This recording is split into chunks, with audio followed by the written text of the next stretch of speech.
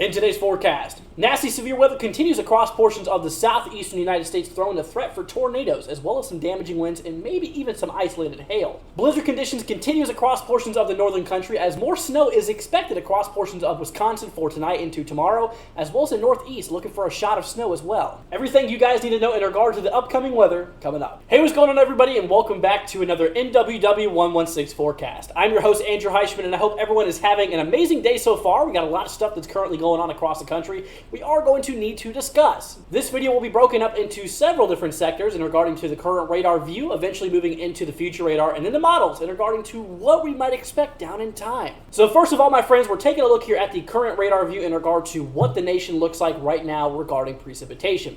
Across portions here of the northern country, we are still seeing the fallout of this winter system that's driving its way across the region, still delivering some heavy snowfall across portions of North and South Dakota as this low pressure system is getting ready to stall as it tracks its way mostly to the northeast. This thing is going to stall out, obviously eventually kicking up again one more moisture kick across portions here of Wisconsin, delivering some heavy snow for tonight into tomorrow morning. And with that being said, this system is just going to kind of slow down, stall out, and pretty much fade for the most part. Now, across the southeast, we have a lot of tornado warnings that's currently kicking off here in regarding to the making of this video right now. There is a few across portions of Louisiana, portions of Mississippi, and Alabama. Now, there is going to be a tornado threat that will continue into tomorrow across portions here of Florida, as well as portions of Georgia and Alabama we are going to look at here in a moment. Now, across portions here of the west, we are watching a little bit of snowfall across portions here of Oregon into Idaho, as well as portions of Montana, seeing a little bit of snowfall. The northeast is remaining quite dry, but that's not going to last for too much longer. Switching on over here to the future radar in regarding to the NAM 3-kilometer model of what conditions could look like down here in time. If you guys want to follow along with the time, it's in the top left. You guys can see literally just right there.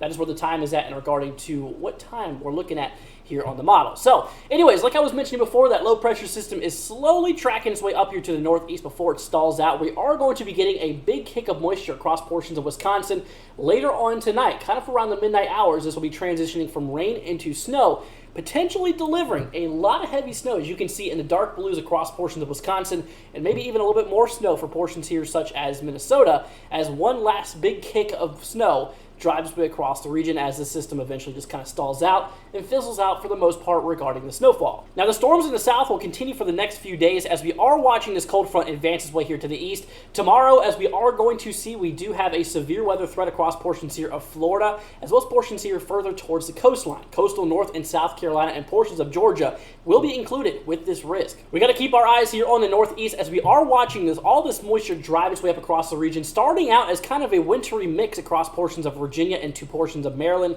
eventually tracking its way into portions of Pennsylvania, where then it will transition more into snow as this moisture moves its way up here into the northeast, obviously here for the 15th, that being here for tomorrow, being Thursday. So we're going to kind of expect that snowfall to really start to kick off here kind of by Thursday afternoon for the most part, and eventually moving its way here until Friday and as well as Saturday. So this event's going to be lasting for a few days regarding the snowfall across the northeast. So my friends, we got to be preparing for this, as we could see some decent totals as we are going to look at here in a few minutes. And lastly, across portions here of the western country, there's really not much going on. We do have some high pressure that is starting to build in across the way as this one system we were just talking about is starting to fizzle off in the portions here of the upper Midwest. So now we talk more about the severe weather that's currently kicking off. Now, today is a pretty big day. We do have ourselves a moderate risk here for severe weather, a level 4 out of 5.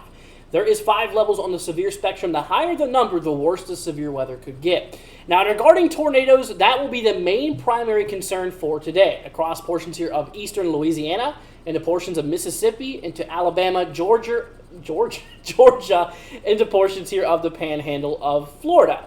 So those are the regions where tornadoes are going to be possible. Now, you might notice that there is some things that it's kind of pointing out here in the map. We have this kind of dotted lines that kind of kick off from that 10 to 15%. That's basically telling us we have a 10 to 15% chance, depending on which area you're either looking at, the yellow or the red, of having a tornado. And the thing about the lines means the potential that some tornadoes could be quite strong, being EF2 or higher. In regard to damaging winds, we do have a slight risk here, a 15% chance of seeing damaging winds up to 60 miles per hour or more in some occasions across portions of the areas highlighted. And lastly, we have ourselves the minimal hail threat in regarding to anything severe. Very, very isolated, very, very unlikely chance that we'll see anything too crazy in regarding hail, because most of the moisture that's pulling up is relatively warm. There's really not much of a dry atmosphere involved with this, so therefore hail will really not be a big concern.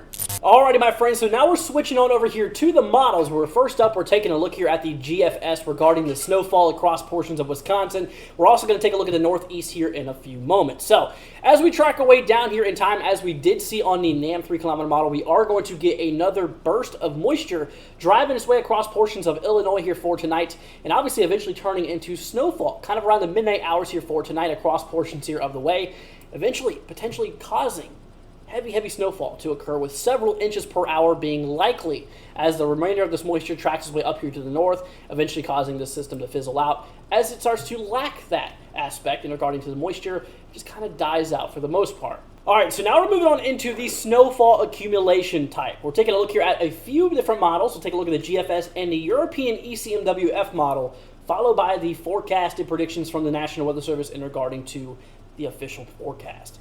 So first of all, we're taking a look here at the GFS model in regarding to what this model thinks of the snowfall, and it does not take it lightly. We are seeing heavy snowfall across portions of Wisconsin here. You know, this area where that shows that maroon shaded color, that is showing us we could see well over 1 foot of snow, being well over 12 inches. Now, regarding for places towards like Duluth, Minnesota, you guys can barely see that. I'm a little bit concerned. I kind of think that's where the highest amount of accumulation is going to be persistent, potentially maybe even well above 2 feet of snow being possible across these areas. Once again, the model does not take it very, very light.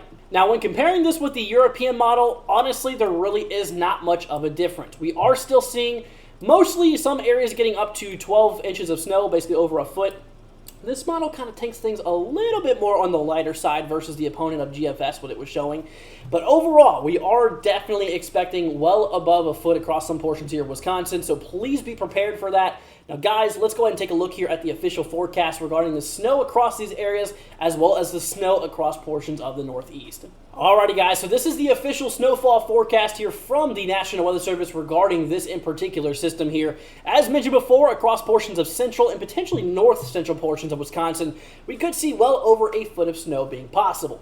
Maybe a little bit more on the lighter side across portions of the southern side here of the state, as that's kind of where we are seeing that rain transition more into snow across portions of those midnight hours. So, like I said, for portions here towards like Illinois, central portion, honestly, it's just going to mostly remain pretty cold rain for the most part. So, honestly, snowfall is just kind of expected basically just, on the northern tip of Illinois, moving more to the north. Now, a decent amount of snowfall is actually forecasted across portions here of the Northeast, where we are expecting well over 6 inches of snow to occur across portions of north central to northeastern Pennsylvania, stretching through the entire central portion here of New York State. Bits of Vermont and New Hampshire could potentially break over 6 inches. Now, there is a few isolated spots on the forecast, as you can actually kind of see how maroon starts to kind of pop up here on the eastern side of New York. Or New York State, I should say. That is kind of where we are seeing the potential heaviest out of this snow system to drive its way across the region. So watch out if you are local to portions of eastern New York State, because you could see some areas nearby maybe just breaking that foot boundary. Now, over the next 24 hours or the next day, we are going to see a bit of an ice storm to kick off across portions of the panhandle of West Virginia into portions of northern Virginia, obviously moving into Maryland and portions of Pennsylvania and western New York. Now, some areas here in West Virginia potentially could get a lot of ice. We're talking potential ice storm criteria across portions near the panhandle, if not a little bit more on the western side, as you can kind of see here. Some areas might break a half inch to an inch of ice locally, especially across portions of those mountaintops where it is a bit more cooler. So that is something we're going to definitely need to take in consideration with our next update, and we'll give you guys more information on that in our next video. But anyways, my friends, I think that is going to go ahead and wrap up this quick little video. I'll see you guys later on tonight for another forecast / tracking of this event here. If you guys have any more questions, feel free to leave them down in the comments below, and join our Discord down below as well. Really appreciate it, my friends. Thank you all so much for being here. All right, guys, please stay safe out there, and I'll catch you guys here in the next one. Peace out, y'all.